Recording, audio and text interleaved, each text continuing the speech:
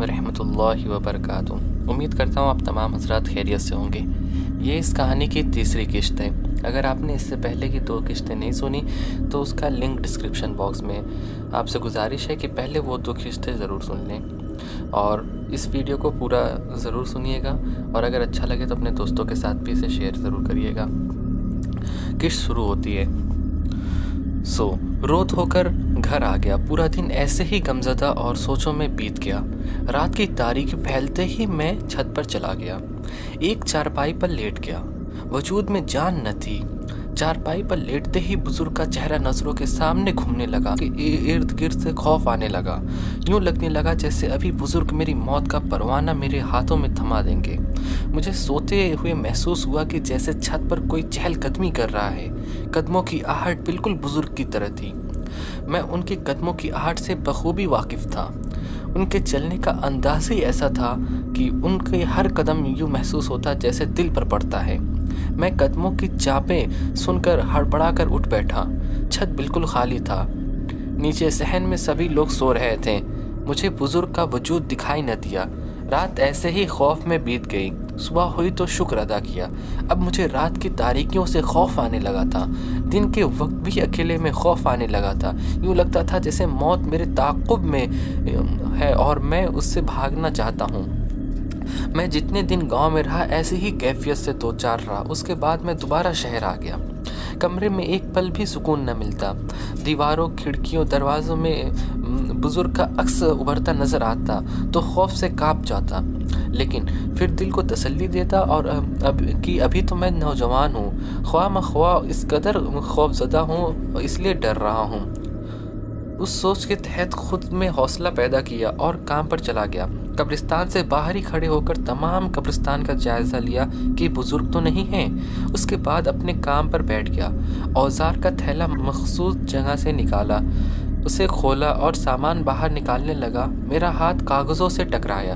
दिल को एक झटका लगा और पूरा वजूद लरज़ गया। लेकिन जब हाथ बाहर निकाला तो हाथ में नोट थे, बिल्कुल नए नोट। बुजुर्ग की बात मुझे याद आ गई। तुम नाम लिखा करो, पैसे यहीं मिल जाया करेंगे।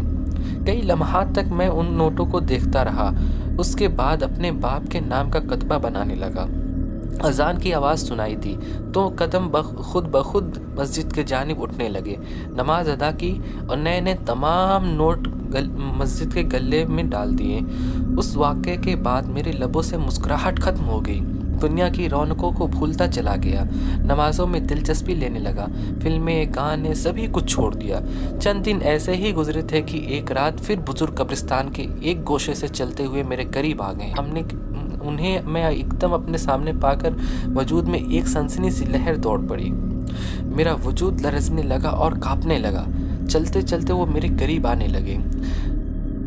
वो मेरे करीब आए और कांपती ज़बान में मैंने सलाम किया। उन्होंने जवाब भी दिया। उसके बाद एक नाम मेरे हाथ में पकड़ाकर चल गए। एक दफ़ा फिर मेरा दिल लरज़ गया कि कहीं ये नाम मेरा तो नहीं या मेरे घर वालों का तो नहीं। उसे खोलने की हिम्मत ना रही, लेकिन फिर हिम्मत करना पड़ी। नाम अनजान था, लेकिन मौत की तारीख 2 दिन बाद की थी। दूसरे दिन बुजुर्ग के दिए हुए नाम का कतबा तैयार करके एक जगह छिपा दिया था कि देख सकूं कि उसमें कहाँ तक हकीकत है। 2 दिन गुजरे। 2 दिन गुजरने के बावजूद भी कोई जनाजा कब्रिस्तान में न आया, लेकिन सोच आई कि यह नाम गलत दिया गया। न जाने क्यों दिल को सुकून सा नसीब होने लगा था। मैंने महसूस किया कि बुजुर्ग की हर बात दुरुस्त नहीं है। अगर दुरुस्त होती तो कब्रिस्तान में जनाजा आता। मैं आज पुरसुकून बैठा था। दिल की धड़कनें भी मामूल पर थीं और चेहरे पर मौत की वहशत भी न थी। लेकिन तीसरे दिन एक गाड़ी मेरे करीब आकर रुकी। उसमें एक निकाब पोश हसीना और एक पतलून में मलबूस क्लीन शेव आदमी था। वह चंद लम्हों तक आपस में बातें करते रहे। मेरी नज़रें उन पर ही थीं। आदमी ने जेब से डायरी निकाली, उस पर कुछ लिखा और गाड़ी का दरवाज़ा खोलकर मेरे पास आया और बोला, एक कतबा आपने लिखना है, शाम तक मिल जाना चाहिए। मिल जाएगा, मैंने कहा तो उसने कागज़ मेरे हाथ पर पकड़ा दिया। कागज़ हाथ में पकड़ते ही एक झटका मुझे लगा। जिस्म लरसा। अगर हवास कायम न रखता तो हो सकता था कि कागज़ हाथ की गिरफ्त से निकलकर हवा की दोष पर उड़ जाता। कागज़ पर वही नाम तहरीर था, वही डेट तहरीर थी जो बुजुर्ग ने मुझसे लिखवाया था। आपका कतबा तैयार है। मेरे उन अल्फाज से वह उछला जैसे उसे करंट लगा। क्या? वह खुद की आवाज़ बाख्ता होने वाले अंदाज में बोला। तो मैंने झूठ का सहारा लिया कि कोई शख्स या नाम देकर चला गया था। साथ ही वह सिल निकाली जिसे जिसे कि मैंने छिपा रखी थी, उसके सामने कर दी। कई लम्हात उसे देखता रहा, फिर जेब से पैसे निकालकर मुझे पकड़ा दिया और बोला, इसे गाड़ी में रख दो। तो मैंने वह कतबा गाड़ी में रख दिया और गाड़ी लम्हों में मेरी नज़रों से ओझल हो गई।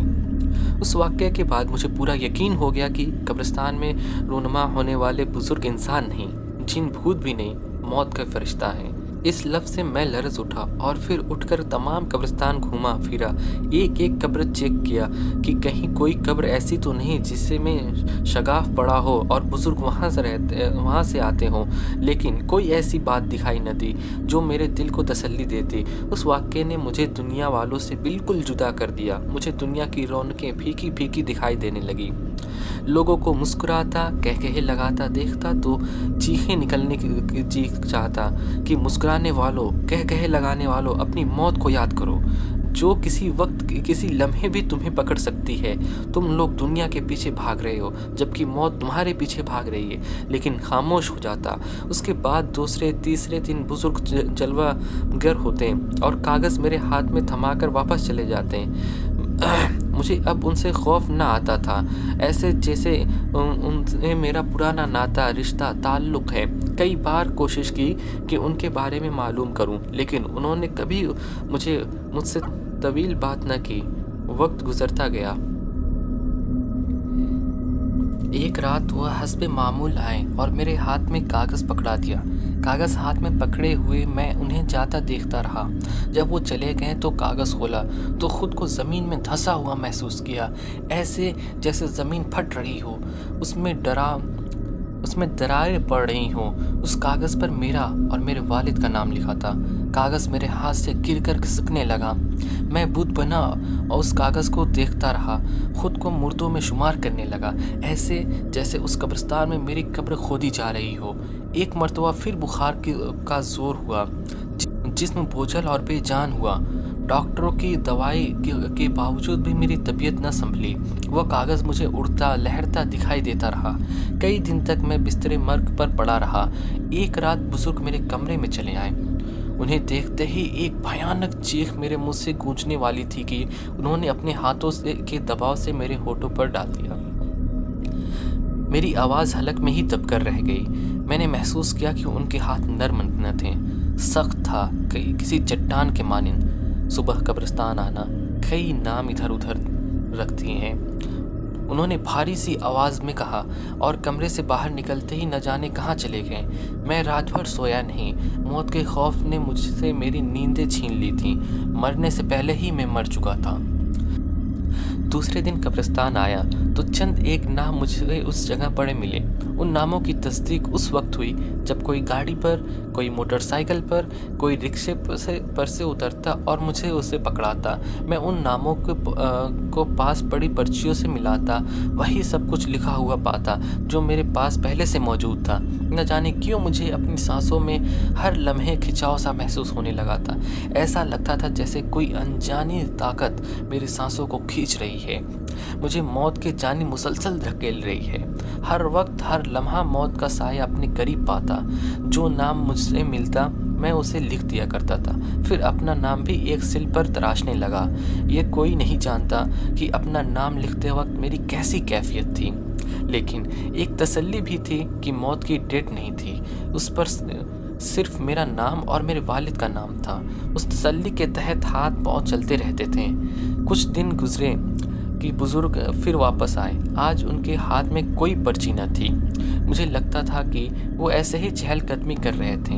कई लम्हात तक तो मैं उन्हें देखता रहा। जब वो वापस मुड़ने लगे तो फिर मैं उनका ताक़ुब करने लगा। उन्होंने जो ही मुड़कर मुझे देखा तो मैं जैसे बेहोश सा हो गया। उनकी आंखों में ऐसी तपिश थी जिसे बर्दाश्त करना मामूली काम नहीं था। आज पहली मर्तबा उन्हें इस कदर गुस्से में देखा था। मुझे अपनी गलती का एहसास शिद्दत से हो रहा था। मुझे उनका ताक़ुब नहीं करना चाहिए था, लेकिन दिमाग की सोचों में से होठों की जंबिश दी और बिखरे हुए लफ्ज़ों में कहा, मेरी मौत की तारीख तो मुझे बता दीजिए। एक करखत आवाज़ मुझे सुनाई दी, मैं खुद लिख दूंगा। उसके बाद वो चल दिए और दूर अंधेरियों में जाकर कहीं रूपोश हो गए। तीसरी किश्त यहीं ख़त्म होती है। उम्मीद करता हूँ आपको ये किश्त अच्छी लगी होगी। अगर आपको ये पसंद आई हो तो वीडियो को लाइक शेयर ज़रूर करिएगा और इस चैनल को सब्सक्राइब कर लीजिएगा। फिर मिलते हैं आखिरी किश्त में इंशाल्लाह। तब के लिए जज़ाकल्लाह खैर।